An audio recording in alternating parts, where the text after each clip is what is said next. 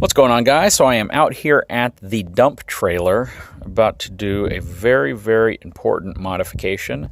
Something I've already done is run this huge cable through the spare and through the mounting bracket, so that spare is pretty secure. It's hard to find a locking lug for the spare simply because of the threaded bolt diameter coming through.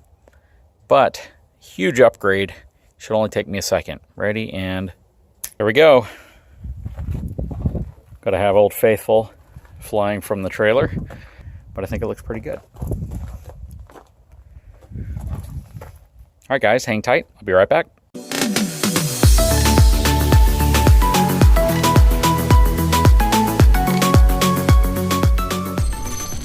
Okay, guys, so you probably recall the video that I did on this really cool cooler from a company called Iceco.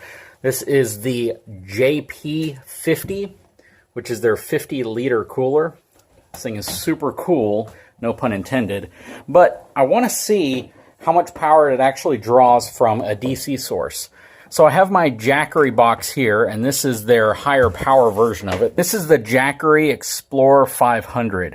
What I like about it is the fact that I can hit this display button, and I can see specifically how much power is going to something like this. Okay, so I'm going to take the cigarette lighter plug, which is already plugged into the other side of the cooler. I'm going to plug it in here, hit this DC button right there to indicate that I want to use the DC output.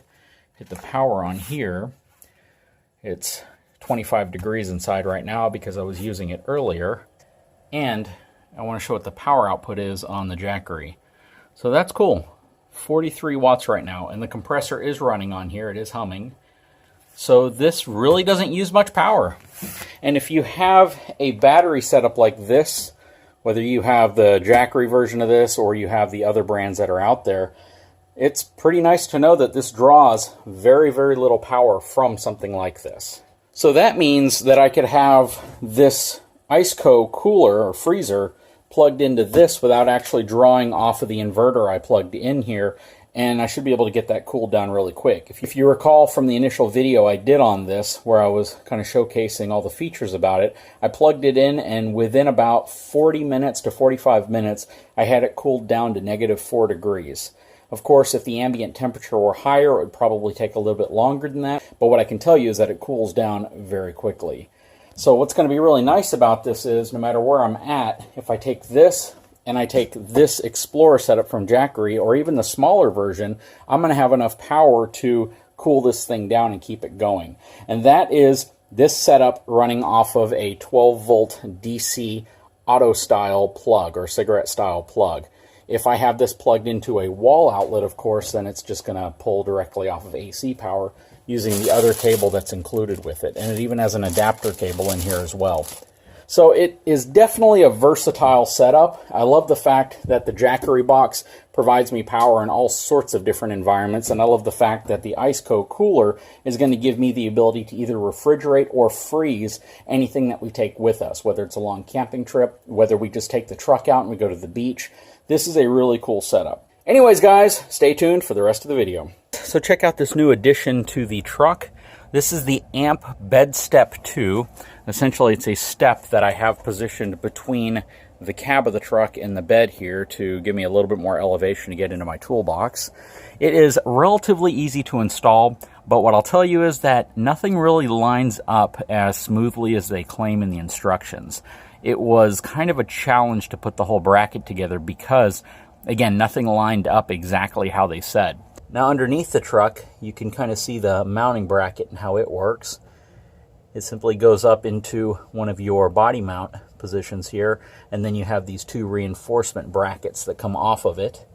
And in my case, I had to drill another hole in the side of the amp step to get the bolt to fit properly. But once it's in there, it's really secure. To deploy the step, you simply fold it out like this. It handles the weight really easily. It's not like it's stressing out, but what I don't like is that they have a plastic step. I really wish they would have used an aluminum step or something that might be a little bit more rigid. The only complaint I've really heard about this is that this step can break right here and possibly injure you when it breaks. Now, they put these steps standard on some trucks at the back corner, so I don't necessarily think it's a huge problem. It's just some of the negative reviews that I've read on this specific product. Overall, though, it works really easily. You simply, again, pull it down and kick it back up when you're not using it anymore. And in my case, it gives me about 14 inches of additional elevation whenever I'm reaching in my toolbox, which can come in really handy. Now, I can't use this step to help hitch up the fifth wheel at all. That definitely isn't going to work because it's too far forward, not close enough to the back of the bed. And even if it were back here, it really wouldn't give me the room I need to reach in and hook up the chains or anything. But it's definitely helpful when getting into the toolbox, and I don't have to carry around a little stool, at least on this side. On the other side, I might put the other step on as well because it's just a very convenient product. I believe this step's about $250 in that range. My wife actually got it for me as a gift. Anyways, guys, I'll put a link in the description of this video if this is something you're interested in.